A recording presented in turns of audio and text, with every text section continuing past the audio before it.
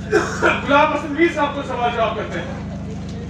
मैं चाहता हूं कि जिस वक्त भी नेशनल कॉन्फ्रेंस वाले या पीडीपी वाले या कांग्रेस वाले यहाँ आए, आप उनसे भी सवाल जवाब करो। आप उनसे पूछो कि 70 साल में आपने यहाँ क्या किया। बात सिर्फ रोड, बिजली, पानी की नहीं होती, बात थी हमारी तशक्कुस की, बात थी 370 की, बात थी 5 अगस्त की। डीडीसी इलेक्शन आया, कहा हम नहीं लड़ेंगे। जिस वक्त हमारी तंजीम डीडीसी इलेक्शन में कूदी, लगा शायद इनके डीडीसी कैंडिडेट बनेंगे। इन लोगों ने नया एक ड्रामा बनाया पीएचडी।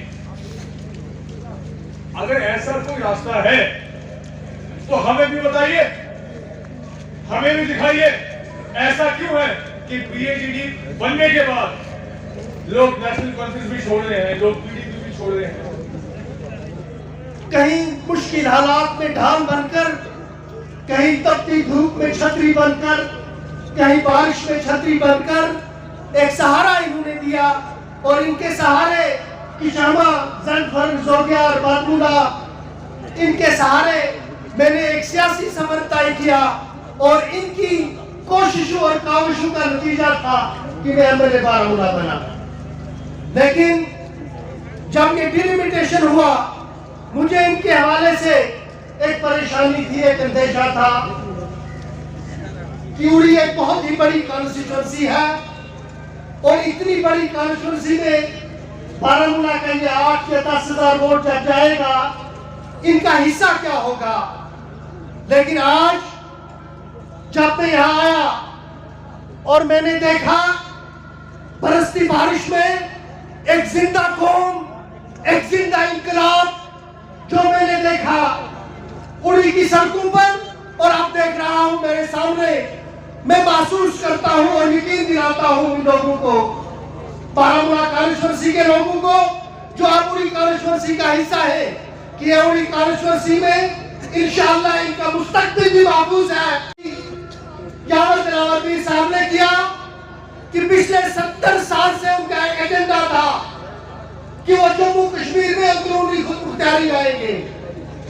जब इस पर तमाम वो आपके पास आए तो मैं उड़ी की गयूर आवाम से एक दरख्वास्त करता हूं कि जरूर उनसे पूछे कि 70 साल तक जो सियासत उन्होंने की है इस जम्मू कश्मीर रियासत के अंदर, सिर्फ वो साबित करके बता दे कि कौन सा एक सियासी वादा जम्मू कश्मीर के लोगों के साथ नेशनल कॉन्फ्रेंस ने या कांग्रेस ने एक सियासी वादा पूरा किया हो तो हम उनका साथ देंगे। लेकिन मुझे इस बात पर पूरा यकीन, नेशनल कॉन्फ्रेंस और कांग्रेस ने जम्मू कश्मीर के लोगों के साथ एक सियासी वादा पूरा नहीं किया है। आज आप और हम मिलके एक हलफ लेते हैं कि इंशाअल्लाह आने वाले वक्त में जम्मू कश्मीर में जो तब्दीली आएगी, अल्ताफ साहब की क़यादत में तब्दीली आएगी। और उसका बीज आज एक तारीखी दिन है जिसका बीज आज उड़ी ने बोया है। इंशाअल्लाह इसका फसल भी उड़ी वाले काटेंगे। वो मनहूस दिन था, वो मातम का दिन था तमाम रियासत जम्मू कश्मीर के लोगों के लिए। 5 अगस्त जिस वक्त 370 को खत्म किया गया,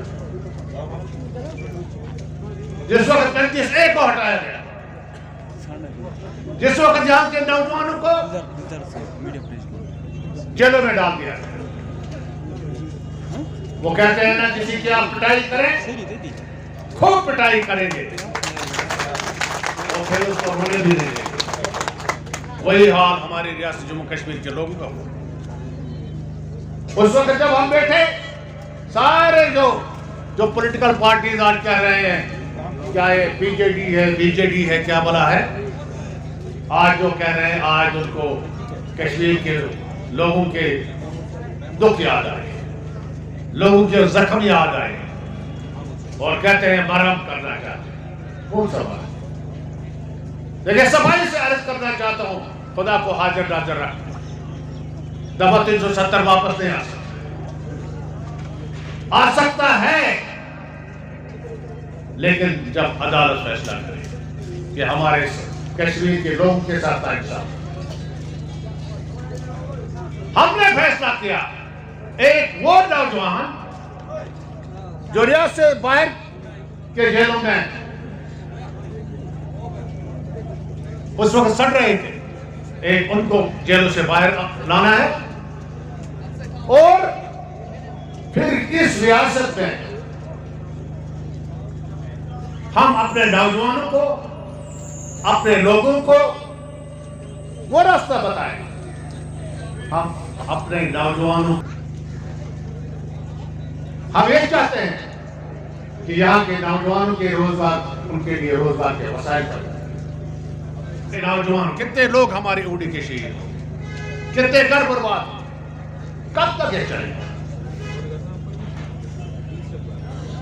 हमें ये सोचना है कब तक चलेगा। हमारी पार्टी का मिशन है, हम ये चाहते हैं कि रियासत जम्मू कश्मीर में अमन का माहौल, जब अमन होगा तो तरक्की होगी। राय से आपने जो यहाँ पे तजवीज रखी, मैं उस राय से हमारी पहचान खत्म की गई। हड़ताल था, जेलों में नौजवान बंद थे, कारोबार ठप था। उस वक्त ये मर्द आहिर मैदान में निकला और आवाज दी कि इस वक्त जो कस्म पुरसी के हालत में जम्मू कश्मीर के लोग हैं, मैंने याद किया है, मैं इनको उस कस्म पुरसी की हालत से निकाल के रहूंगा, और निकाल के दिया। मुझे बताओ, क्या ये वो शख्स नहीं जब दिल्ली प्राइम मिनिस्टर से मिलने के लिए गया? मुझे बताओ, आज तक अपने बड़े लीडरों से पूछो, जो कुछ लिया गया कभी वो कोई वापस ले आया ला सका? अल्ताफ साहब ने ये करके दिखाया। आर्टिकल 370 गया, नौकरियां गई, लेकिन हम कहते हैं पूरा नहीं, लेकिन बहुत कुछ लाया। नौकरियां शायद आज कोई बाहर का यहां अप्लाई नहीं कर सकता। यहां की नौकरियां यहां के नौजवानों के लिए क्रेडिट दो अल्ताफ साहब को, जिसने ये करके दिखाया। पूछ लो, ये बड़े बड़े लीडर घर में बैठकों में बैठ के क्या क्या कह रहे हैं, उनसे पूछो आप कुछ कर सके? आपने पिछली बार वोट दिया नेशनल कॉन्फ्रेंस को कि उन्होंने कहा हम आर्टिकल 370 को बचाएंगे। बचा सके? अगर बचा नहीं सके थे, माफी मांग लेते आप लोगों से, गलती हो गई, हमने आपसे गलत बयानी की थी, गलत वादा किया था, हम नहीं बचा सके। अगर उनकी वजह से आर्टिकल 370 गया, उससे जो नुकसानात हमको फेस करने थे, उन नुकसानात से हमको किसने बचाया? अल्ताफ साहब ने अपनी पार्टी में। जमीनें, यहां कहा जा रहा था जमीनें खत्म हो गई, अब बाहर के आ जाएंगे, ले जाएंगे, लेकिन हुक्म निकला प्राइम मिनिस्टर ऑफिस से, जो भी एग्रीकल्चरल लैंड है वो सिर्फ जम्मू कश्मीर के रहने वाले ही बाहमी तो खरीद फरोख्त कर सकते हैं, कोई नहीं ले सकता है। मैं आपको बताना चाहूंगा, चैन हो तो इंकलाब आया ही करता है। नारों की गूंज में मैं गुजारिश करूंगा जनाब सईद मोहम्मद अल्ताफ बुखारी साहब से, वो तशरीफ लाए, अपने हिदायत से नवाजें। जनाब अल्ताफ बुखारी साहब, सब लोग हाथ उठा के नारे का एक एक आदमी हाथ उठाएगा। जनाब सईद अल्ताफ बुखारी साहब, जनाब सईद अल्ताफ बुखारी साहब,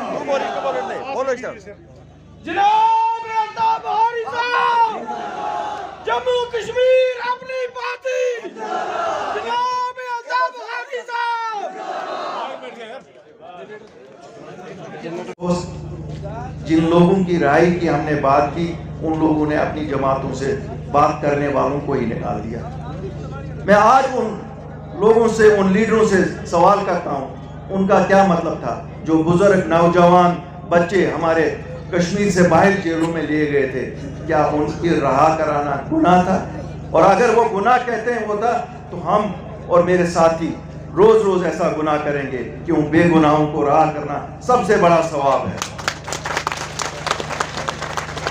जब हमने बात की कि 370 और 35 से गया, हमारे नौजवानों की नौकरियां नहीं जानी चाहिए, हमारी जमीनें नहीं जानी चाहिए, क्या ये गुनाह था? क्या वो ये चाहते थे कि हमारे बच्चों को नौकरियां भी ना मिले? क्या वो ये चाहते थे कि हमारी जमीनें अब बाहर से लोग आके खरीदे? मैं आज हुडी वालों आपको कहता हूं, आप फैसला करो। क्या ये अच्छा होता कि हमारी जमीनों पे कोई और काबिज हो जाता? क्या ये अच्छा होता कि हमारी नौकरियों पे कोई और काबिज हो जाते और हमारे बच्चे खाली मजदूरी करने के लिए रहते, क्लास 4 नौकरियों के लिए रहते? अगर ये गुनाह है तो बार बार अपनी पार्टी और अल्ताफ बुखारी करेगा। क्यों? हमने जब प्राइम मिनिस्टर से मुलाकात की, होम मिनिस्टर से मुलाकात की, हमने जाके वहां उनको ये बताया कि साहब वहां एक खौफ सा पूरी सोसाइटी में है कि आप हमारी यहाँ आबादी का तनासुब बदलाएंगे। प्राइम मिनिस्टर ने कहा ये कभी नहीं होगा और बाज़ाब्ता उन्होंने क्लैरिफिकेशन निकाली। दूसरे दिन जब कुछ दिनों बाद जब नौकरियों का ऑर्डर निकला तो उसमें क्लास 4 था। हम लोग गए और 24 घंटे में ऑर्डर चेंज कराया। मुझे बताएं ये सियासी लीडर 72 साल ये हुकूमत करते रहे यहाँ पे, इन्होंने एक चीज भी कश्मीरियों के लिए की, जम्मू वालों के लिए की जो डायरेक्टली फायदा होता था? आप बताइए ना, एक चीज बताइए। कभी माजराई शुमारी, और जब वो हासिल नहीं हुई फिर कहा 22 साल आवारा गर्दी की। क्या ये लीडरशिप है कि पहले लोगों को एक चीज बोलो और फिर बोलो वो आवारा गर्दी थी? क्या इनके लीडर आज भी नहीं कहते कि ये गलती थी कि हमने पंचायत इलेक्शनों में हिस्सा नहीं लिया? क्या यही लीडरशिप है कि जो पहले करते हैं फिर कहते हैं गलतियां? लोगों का क्या? लोगों का तो नुकसान हुआ। इसी तरह आज दूसरी पार्टी की एक छोटी बच्ची निकली है लीडरशिप के लीडर बनने और कहती है कि मेरे दादे ने गलत किया बीजेपी के साथ हाथ मिला के। क्या उस वक्त आपकी जमात में आवाजें नहीं थी? क्या वहां लीडर नहीं थे जिन्होंने ये आवाज उठाई थी कि ना करो ये जो आप बीजेपी के साथ करने जा रहे हो इक़्तिदार के लिए, ये जम्मू कश्मीर के लिए महंगा पड़ेगा। क्या इसी को लीडरशिप कहते हैं कि खुद पहले गलतियां करो और फिर अपने बच्चों को बोलो ये कहो जी हमारे बाप दादाओं ने गलतियां की? मैं आज आप लोगों को एक वादा देना चाहता हूं। सच कड़वा है, कितना ही कड़वा हो हम सच बोलेंगे। और सच ये है कि अगर 370 और 35 से को कोई वापस ला सकता है वो खाली सुप्रीम कोर्ट। ये झूठ बोलते हैं। मैं आज आपको यहां से कहता हूं और वादा देता हूं, आपके सामने वादा देता हूं, मैं कभी नहीं चाहूंगा कि आपके सामने मेरी इज्जत कम हो। मैं वादा देता हूं अगर ये लोग हमें रोड मैप बताएंगे कि 370 और 35 को लाने के लिए इनके पास क्या रोड मैप है, हम इनके पीछे पीछे चलेंगे। लेकिन इनका एक ही रोड मैप है, 370 और 35 से वापस लाना नहीं, अपना इक़्तिदार वापस लाना। और उसके लिए आगे मिले हैं। कल तक जो ये एक दूसरे को गालियां निकालते थे, आज कहते हैं भाई हमें मिलना पड़ेगा। किस लिए? इक़्तिदार के लिए। 370 के लिए नहीं मिले ना, डीडीसी इलेक्शन में मिले, यही नहीं मिले, सब मिले। उस दिन कांग्रेसी भी इनके साथ मिल गए।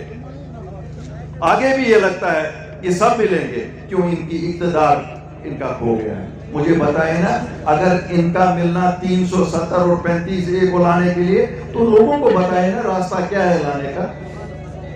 ऐसा तो हमने बहुत कुछ सुना, ये तो 2020 नवंबर में भी सुना। अब तो 2.5 साल हो गए उन विचारों को डीडीसी मेंबर। चलो उनसे काम डेवलपमेंट के नहीं हो सके, लेकिन ये तो बताए ना 370-35 से कहां गया। क्या ये सवाल पूछना गुनाह है? और जब कोई गुनाह इनको सच की बात करता है, ये कहते हैं ये तो जनाब एजेंट बन गए हैं, ये तो बी टीमें बन गई। अरे भाइयों, हमें ना शौक है एजेंट बनने का ना बी टीम बनने का। आप लोग तो उनकी गोद में पले, कभी सेंट्रल मिनिस्टर बने, कभी चीफ मिनिस्टर बने, और फिर भी शर्म नहीं आती है ये कहते हुए कि कोई और भी उनका एजेंट है और बी टीम है।